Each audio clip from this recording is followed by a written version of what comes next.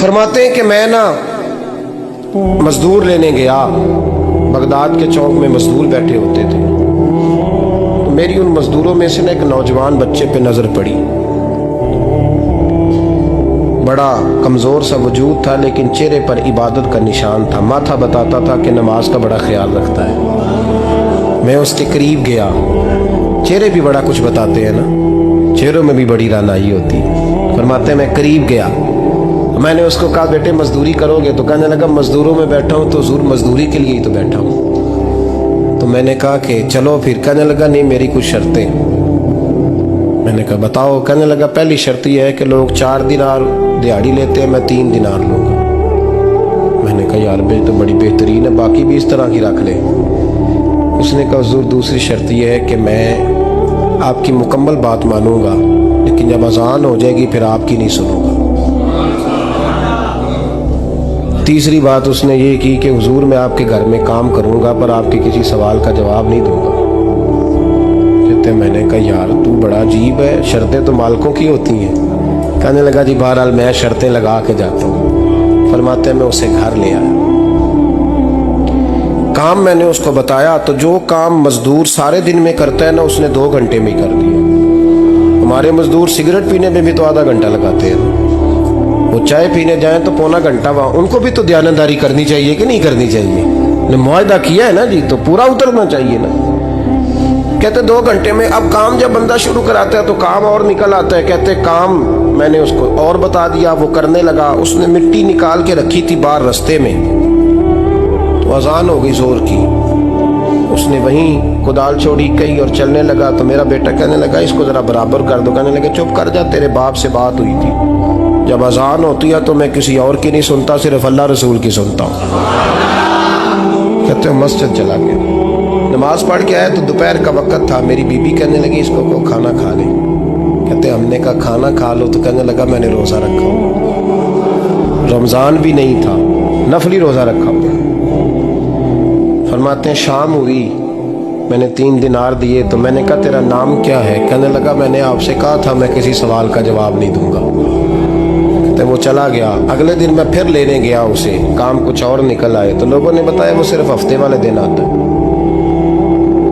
मैंने कहा क्यों? कहने लगे जी वो कहता है मेरा हफ्ते का खर्चा 3 दिनार है, जब 3 दिनार कमा लेता हूँ तो बाकी सारा टाइम अल्लाह रसूल की जिक्र में गुजार दिया करता हूँ।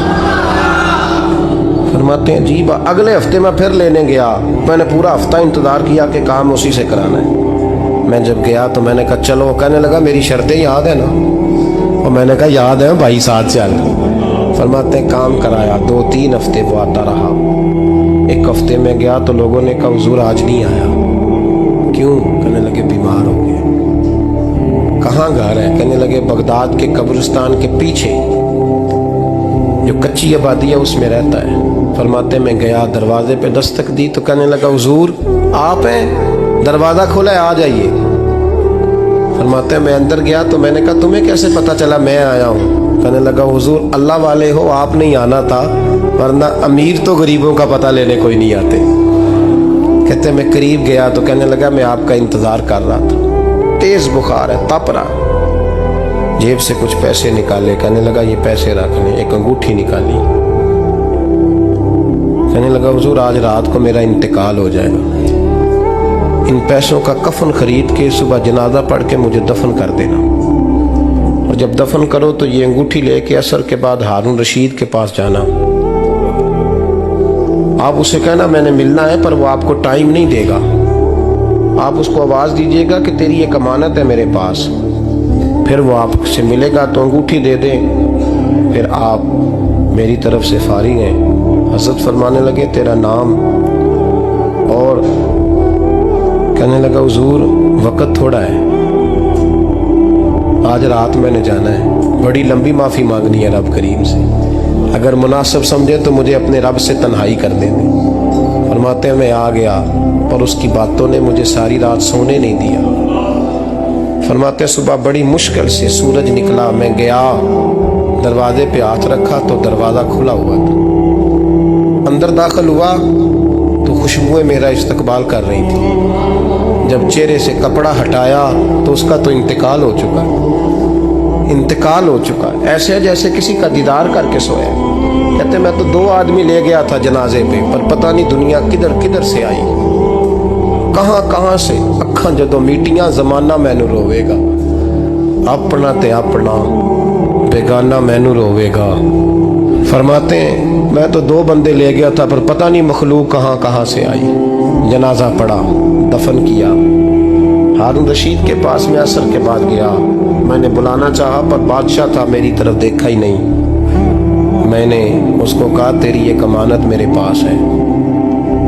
फरमाते हैं वो मुझे कोने पे ले गया, क्या बात है, कमरे में बुलाया, मैंने अंगूठी दी।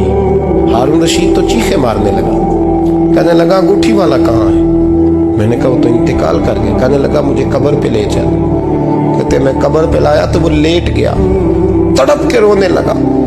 मैंने कहा मेरा कलेजा फट जाएगा, ना उसने कुछ बताया ना तूने बताया, ये कौन था? तो हारून रशीद कहने लगा ये मेरा बेटा था। मैंने कहा तेरा बेटा और मजदूर?